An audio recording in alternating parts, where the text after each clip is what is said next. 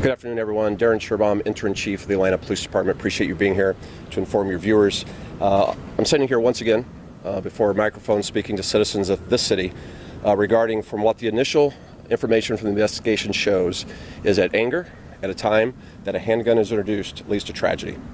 In a few minutes, you will hear from the commander of our Criminal Investigations Division as he gives you details to that occurrence. And again, this police department is making an appeal that when you're angry, put the weapons down, walk away from the weapons. And that tragedy would be one that I do not want to keep briefing the city on, and that we ask for the city's help in that area. We are attacking crime in the city, and we're reducing crime around the area of gangs, guns, and drugs. But senseless tragedies where anger and guns are at play leads us to once again speak to you on this afternoon in our great city. And so at this time, I'm going to ask our Commander of Criminal Investigations, Deputy Chief Hampton, to come forward to give you information on what occurred here today and in close proximity to this park. Chief. Good afternoon, everyone. Deputy Chief Charles Hampton, Jr. We have two incidents that I will talk about. The first incident occurred, we got a call at 1:26 for a person shot. While officers were responding to this location inside the park here, the caller updated that it was a male shooting himself. Officers arrived, and we did in fact find a male in his late 60s shot, deceased, with a weapon in his lap, with all indication that it was a self-inflicted wound. We then had a call, came over at Cosby Spear High Rise for a person shot at 355 North Avenue. When we arrived at that location, we found a female in her early 60s shot, deceased on scene. Right now, early indication, it appears that these two incidents are related, where the individual here at the park may be responsible for the incident at the high rise. I have investigators at both locations to determine and to really put that together, but right now that is the early indications of what's going on. Question? Chief, just in terms of the last 24 hours, homicide last night, it's been a really active afternoon. Homicides were actually trending down this quarter compared to the last quarter. How do you explain what we've seen in the last 24 hours in Atlanta?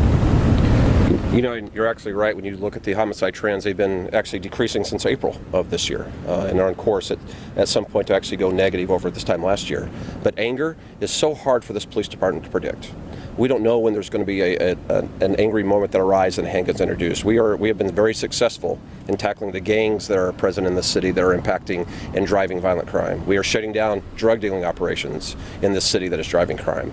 But moments of anger, that is why we're appealing to the citizens. We can't stop moments of anger, and we do need individuals to know that that is a combination of a weapon that is at hand is going to lead to tragedy.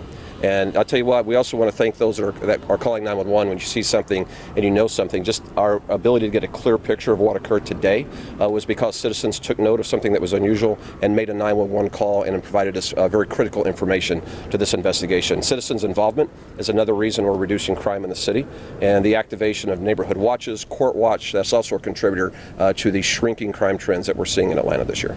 I just want to make sure I understand the two locations of the incidents. You found the man with the gun. Yes. And it appears to have been self-inflicted. Yes.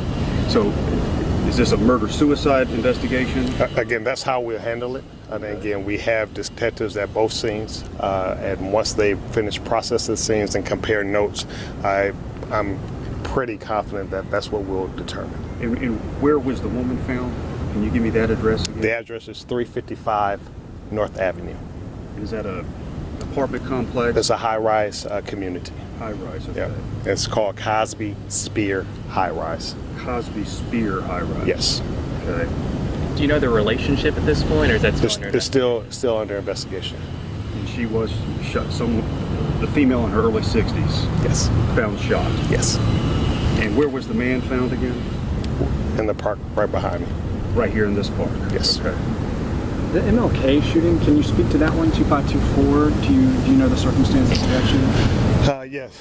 So about 10:26 this morning, officers responded to a call of shots fired. Officers checked the location, didn't see anything. About an hour later, they received another call for a person down, where we did in fact find a male in his late 40s, shot at least one time, deceased on scene.